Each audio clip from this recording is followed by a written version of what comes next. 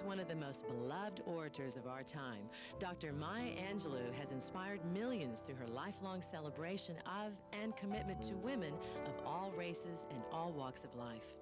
I had the pleasure of talking with Dr. Angelou at her home in North Carolina, where she shared with me her feelings about life, death, and the healing power of love.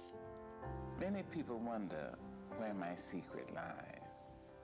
I'm not cute or built to suit a fashion model size. The poem is from Phenomenal Woman, one of over 20 books she's penned in her lifetime.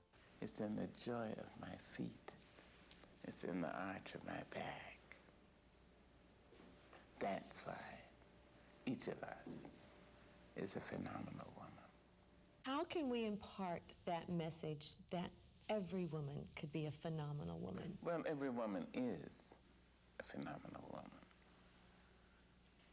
Sometimes she doesn't know it, doesn't stretch herself, doesn't count on herself. My encouragement is to go inside first and realize what you know and what you've come through. I know your story a little bit. I was really moved by the situation that happened to you at 7.5 years old and some of the obstacles that you overcame and how you overcame them. Can you describe those for us? Well, I wrote in I Know Why the Caged Bird Sings about having been raped at 7.5. I told the name of the rapist to my family, and he was my mother's boyfriend. The man was put in jail and stayed 1 day, and was released. And 3 days later, he was found killed, found dead.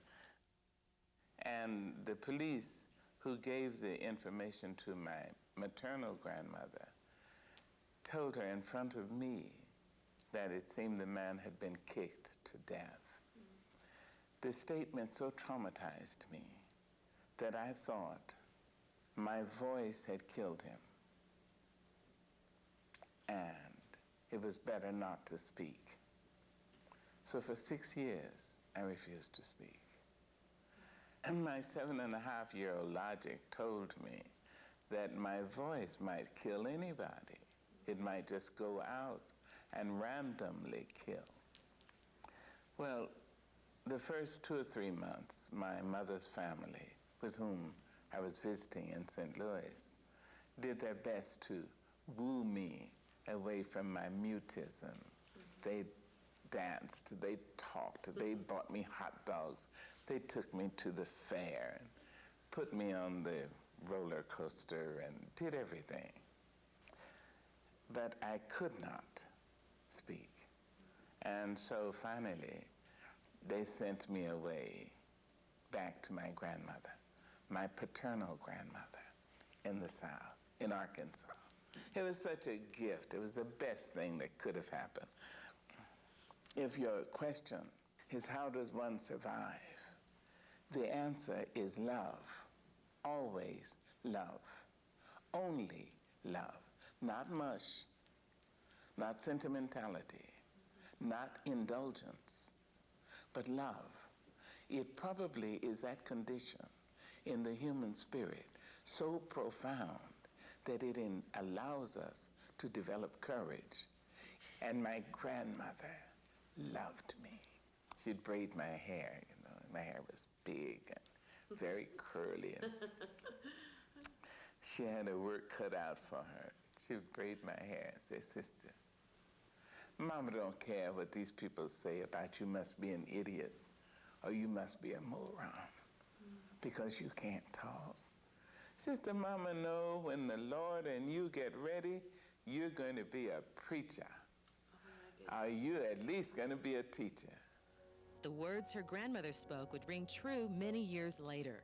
Not only is she a Reynolds Professor at Wake Forest University and a board member at both Harvard and UC Berkeley, but she's also received an honorary doctorate from the University of Durham in England, as well as a distinguished visiting professorship at the University of Exeter in England.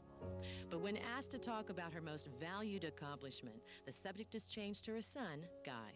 Maya recalled when she lost a dear friend, how he shared with her his own insights to life. My son came to visit me July 4th, July 6th. When he was young, he used to come to my shoulder and put his face into my arm and cry, because I told him it's fine. A boy ought to cry when he has to. That's part of life. And I don't have to watch it if you don't want me to watch it. So he would put his face, he'd say, okay, Mom, just stand there. And I'd stand and he's 6'4.5". So he came to visit me. I put my face into his arm. And I wept. And he stood there and he stood there. And then he said, Mom, you know, this is all a part of it.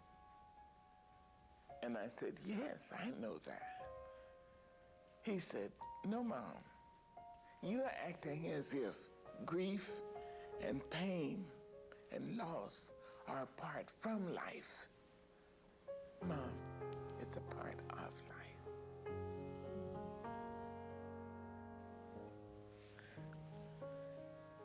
He's been asked, how did it feel growing up in Maya Angelou's shadow?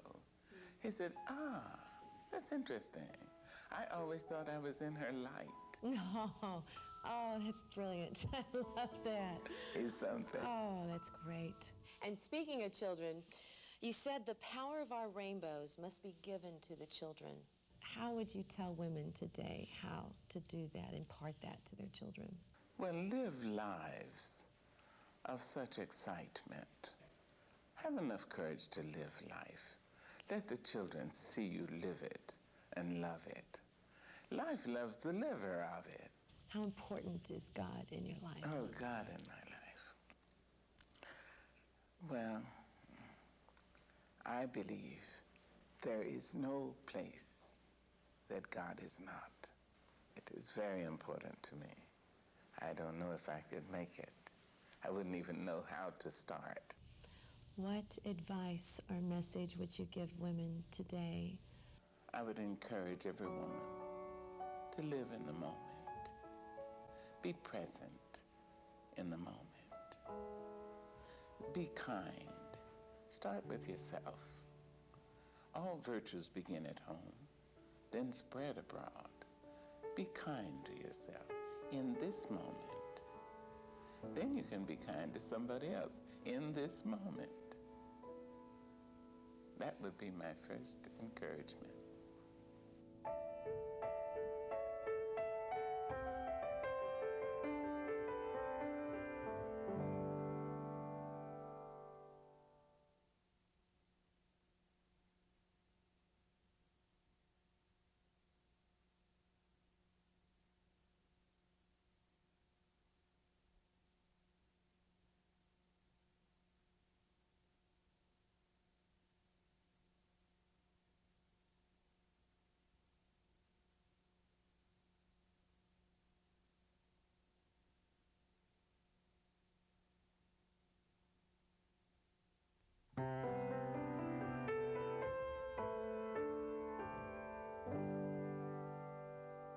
We're inside the home of a champion, the home of a young woman who refused to give up her dream, even after she received an alarming wake-up call. Tell me about your first memories of skiing when you were a little girl, 3 years old, going out in the mountain the first time. Oh gosh, I remember actually before even going on the mountain, walking around at the base of the hill. My parents, when I was really young, put me on skis and just had me kind of walk around to get the feel of it and remember that. And then the memory's kind of blurry, but I do remember being out. I think I remember spending more time in drinking hot chocolate than actually on the hill.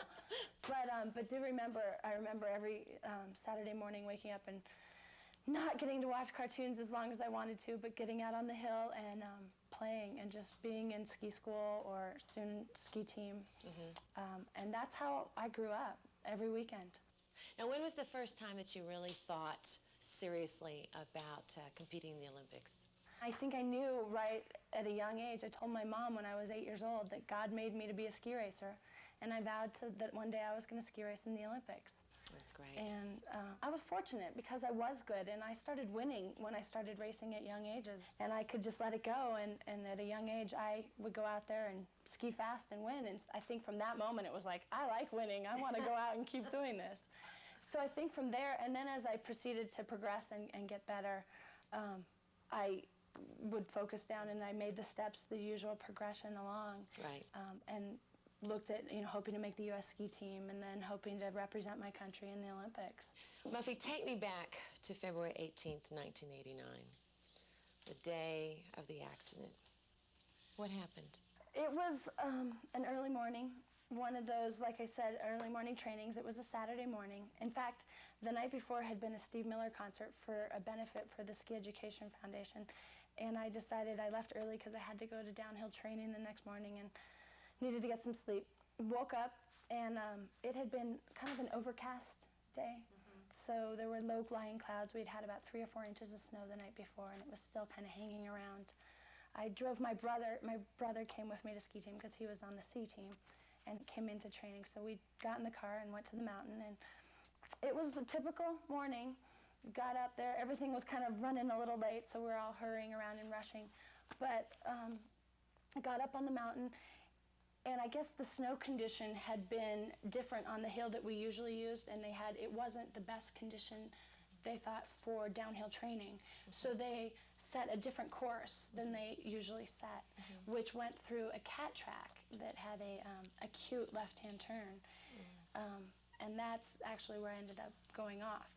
But we went up, set the course, slipped the course, and then we're getting ready to take the first training run. I was the 3rd person to go down the course, the first female. I was one of the most experienced racers there. I was one of the older ones and one of the more experienced racers. And I was just, all the conditions put together didn't work out. I was on 2 15-centimeter skis. It was real soft snow. It was an acute turn. It was greater than 90-degree angle turn, and just all those, and on a very narrow, it was a cat track, about 19 feet wide. I just was unable to hold the radius of the turn, and at the apex, my ski left the cat track, and I went into the fence, which stopped my lower body, which probably saved my life, so I didn't hit the tree's chest first. Now, Muffy, how fast were you going? Well, that's been disputed, but it's anywhere from 35 miles an hour to 50 miles an hour, somewhere in that range.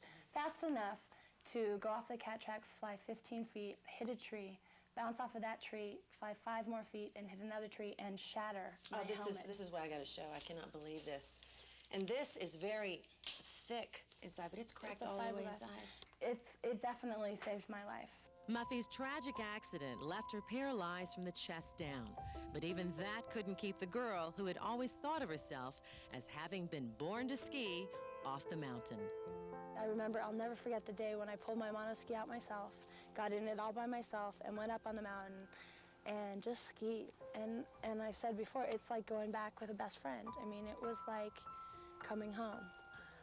That mountain, I grew up on the mountain, I broke my back on the mountain, and now I'm back on the mountain, and it's given me my freedom again. So it's a pretty significant place for me. Muffy had learned how to monoski, but had given up her dreams of competing until one day at college when she saw a friend of hers named Peekaboo Street win a silver medal at the Olympics. It was I think my junior year in college, and it was a Thursday, I believe, afternoon for us. She was over there, so I'm not sure what time of day it was for her.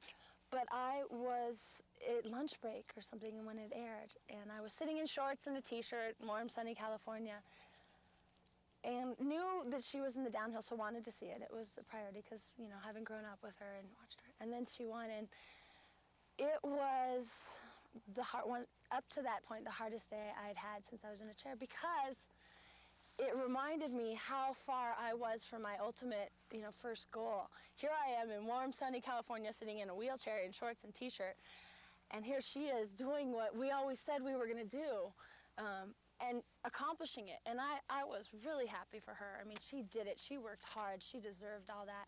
But it's like, bam, all your dreams. It's like, oh, and it just hit hard. But also it spurred in me the desire to get back into it. How did it feel to you when you first joined the U.S. Disabled Ski Team? How did it feel when you went up on the mountain and you saw everybody up there ready to go? Was it something that was challenging to you? Was it something that you felt upset about, sad about, lost dreams? No, it was hugely challenging, and it still is. Muffy continues to meet those challenges and has come away with an impressive collection of accolades and awards, to include a bronze medal from the 1998 Paralympics in Nagano, Japan. I was really blown away by something you had written. This is before the accident. You said, "I am about success." Through determination, and I am here to live the best that I can, and through that lead others into the best they can be. How were you able to still maintain that belief that you wrote? I've always said disability doesn't change a person, and eventually you will come back to the person you are. You definitely need time to heal. You need to give yourself time to grieve and to go through what you've lost. But once you've gotten through that, you will find your true self again.